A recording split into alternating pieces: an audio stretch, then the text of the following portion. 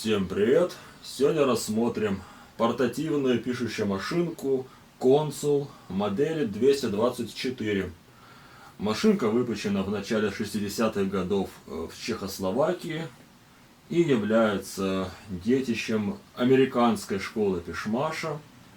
В ней мы видим многие идеи, взятые с машинок Royal, Remington и другие. Машина является одной из самых приятных в печати, какие только доступны российскому пользователю. Представленная модель очень редкая, в отличие от распространенной 221. И несмотря на то, что номер 221 меньше, чем 24, выходила эта модель позже. 221 модель выходила примерно с середины 60, с года 66 по где-то 70, а это вышло в начале 60-х.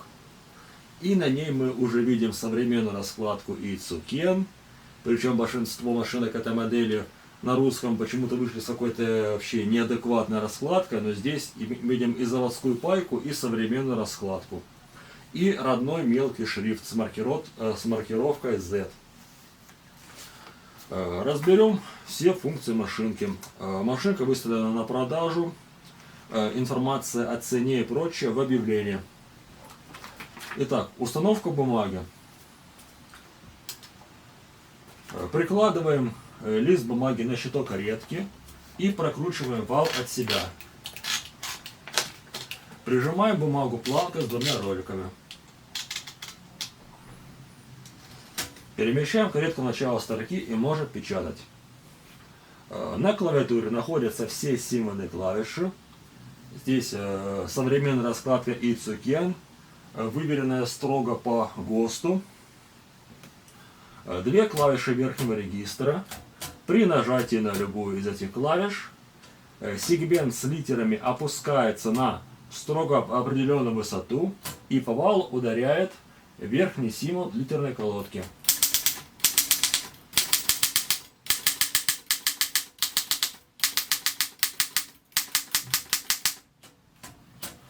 Клавиша замка верхнего регистра фиксирует сегмент положения верхнего регистра. Клавиша обратного хода перемещает каретку на один шаг в сторону начала строки. Клавиша освобождения полей нужна для захода за поля.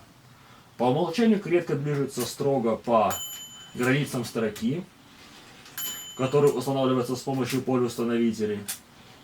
И чтобы перемещаться по всей длине вала, нажимаем одновременно клавишу свободного хода каретки и эту кнопку. И перемещаемся по всей длине вала. Далее, слева от клавиатуры находится селектор цвета трехпозиционный. При обычном режиме синий индикатор литера ударяет по верхней половине ленты. Лента водителя приподнимается примерно наполовину. Следующий белый индикатор — это холостой ход без ленты. И красный цвет — это второй цвет. Лента водителя поднимается высоко. Это актуально при двухцветной ленте.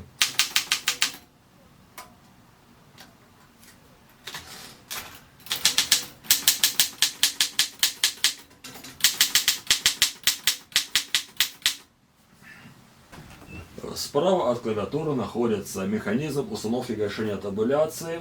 Здесь мы видим обозначение плюс-минус. Переместить этот рычаг в сторону плюса — это добавить табуляцию, в сторону минуса — убрать.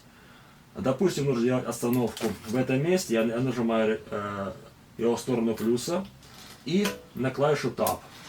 И каретка останавливается в этом месте. В сторону минуса я убираю. И теперь вся строка чистая, без стопсов. Для того, чтобы убрать все установления табулятора одним движением, нажимаем самую крайнюю правую клавишу, вот эту.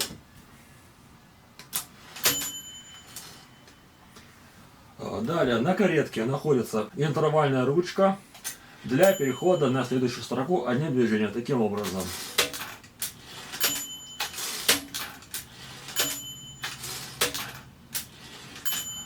Двигать рукой нужно параллельно плоскости стола, чтобы этот рычаг не погнулся, не сломался и не царапал поверхность машинки.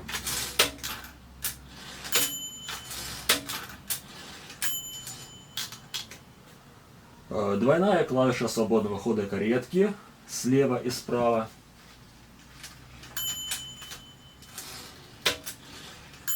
Она нужна для свободного перемещения по длине строки. Далее, механизм полюстановления здесь позаимствован от американской машины Royal. Называется Magic Margin. Волшебное поле. Американцы считают его очень удобным. Итак, перемещаем каретку, допустим, если нужно сделать новое левое поле, перемещаем каретку до упора влево. Нажимаем одновременно вот эти две кнопки и перемещаем каретку в новое поле. Допустим, сюда. Отпускаем. И теперь левое поле будет здесь. Если нужно сделать его здесь вернуть, то снова нажимаем эти две кнопки и перемещаем каретку сюда. И теперь левое поле будет здесь. И аналогично с правым полем. Если новое правое поле находится левее, чем уже готовое, то просто перемещаем каретку в это новое место и нажимаем вот эту клавишу. И теперь правое поле будет здесь. И для того, чтобы сделать его правее, нажимаем одновременно эти две кнопки. И ставим, как положено, по концу листа. Таким образом. Далее. Установитель межстрочных интервалов здесь трехпозиционный. По умолчанию вал движется с помощью трещотки по равномерным шагам. Это уже для того, чтобы вал при печати произвольно не вращался и не нарушался ровность строки. При минимальном интервале вал делает 2 шага. При полуторном интервале 3 шага. И при двойном интервале 4 шага. И если переместить этот рычаг от себя до упора, то он отводит металлический ролик от зубчатого колеса и получается свободное вращение вала.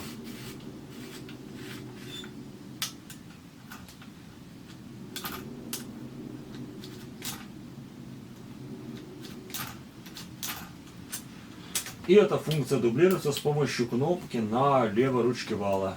Нажимаем ее, и зубчатое колесо остается на месте, а вал вращается. Причем вал уже не вернется в то положение, в котором был до этого.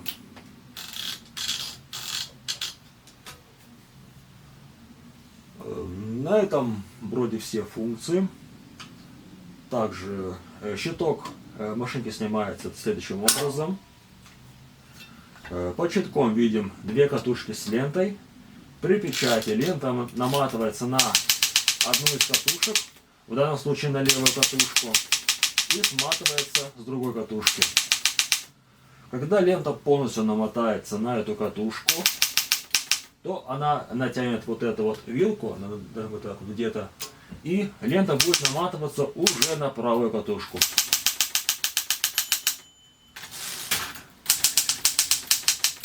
И так, пока краска на ленте не закончится.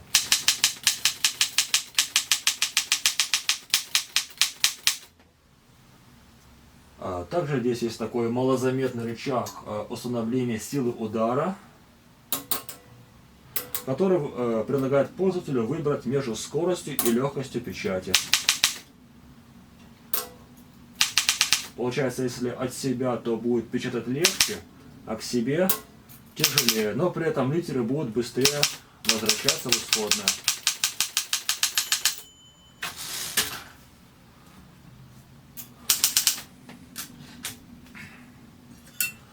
Чтобы поставить щиток на место, прикладываем его вот сюда спереди. И здесь есть таких 2 крючка, их нужно отогнуть к себе и вот так вот поставить ее.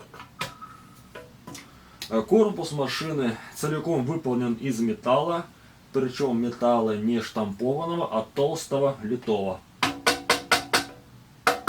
Это, конечно, жирный плюс машинки, потому что к тому времени, к 60-м годам, многие печатные машинки имели уже пластиковый корпус, например, Триумф. И напоследок техника удара при печати. Печать на этой машинке сплошное удовольствие.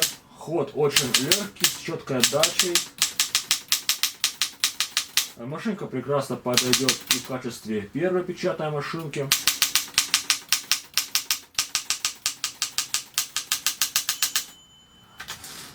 У меня еще в первый год увлечения печатными машинками, в 2016 году, была эта машина, но не этой модели, а более распространенная, 221. Я на ней довольно долго печатал, целый год. Это была моя основная машинка. Я тогда была параллельно Консул и Эрика 10, и хотя Эрика считается более совершенной и качественной машиной, я больше печатал на Консуле, потому что у Консула ход клавиш более легкий. Удар по клавише должен быть легким, четким, отрывистым. Нужно как можно быстрее убрать палец с клавиши, чтобы литера быстрее вернулась в исходное положение, освобождая место для следующей литеры. Если нажать две клавиши одновременно, то они, прижимаясь друг к другу, слипнутся и застрянут в этом положении. Их нужно возвращать вручную.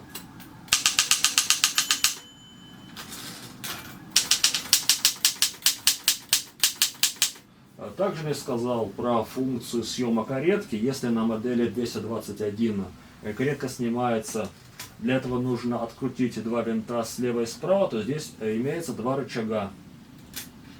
Вот эти вот рычаги отгинаем от себя и поднимаем каретку. Это можно сделать одним движением, если у вас 4 руки, но поскольку у человека 2 руки, то нужно сначала с одной стороны приподнять каретку, отогнув этот рычаг, и то же самое с другой стороны. И каретка легко снимается. Под кареткой мы видим шаговый механизм звонка. И ставится каретка в обратном порядке. Смотрите, чтобы вот эта вот проволока, прижимающая бумагу, не цеплялась за лентоводитель. Так она слева ставится и справа.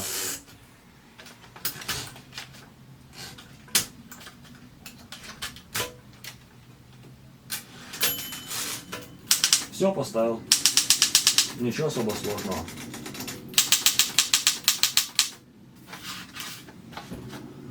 Также не сказал про функцию, про рычаг освобождения бумаги. При печати бумага прижата к бумагопорному валу двумя рядами роликов, для того, чтобы бумага при печати не болталась, не перекашивалась. И для того, чтобы вытащить бумагу одним движением, этот рычаг справа на каретке перемещаем к себе, и бумага легко вытаскивается. На этом все. Спасибо за просмотр. Пока.